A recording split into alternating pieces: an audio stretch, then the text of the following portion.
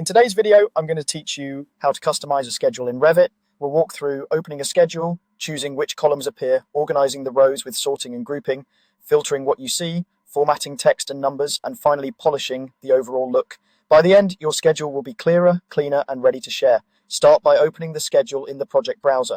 In the browser, locate the schedule's quantities category and double-click the schedule you want to work with. This opens the schedule in the main view so you can see changes as you make them.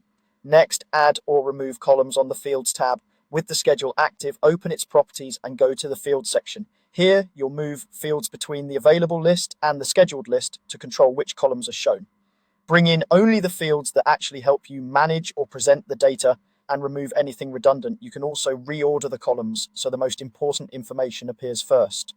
A helpful tip: if you use custom parameters, make sure they're included here so they appear as columns.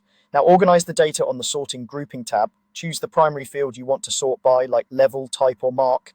Pick ascending or descending, and add secondary or even tertiary sorts if you need more structure.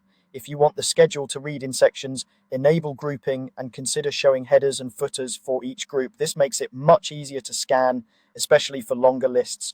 You can also enable totals in the footer if you need quick roll-ups.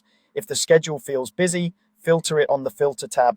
Set conditions like equals, contains, or is greater than to display only the items you care about. Multiple filters can work together to zero in on a specific subset. As you add filters, keep an eye on the schedule view to confirm it's showing exactly what you expect. Next, polish how values read on the Formatting tab. Select a field to adjust its alignment, units, and decimal precision. You can control whether values wrap, whether blank values display, and how totals behave for numeric fields. Consistent formatting improves readability and reduces confusion. Finally, refine the overall look on the Appearance tab. Adjust grid lines, headers, and title styles. Tune text sizes, row striping, and borders to match your project standards. Back in the schedule view, you can drag column dividers to tidy widths and ensure nothing is cut off. That's it. Open the schedule, choose the right fields, sort and group, filter precisely, format values, and fine-tune the appearance for a professional result.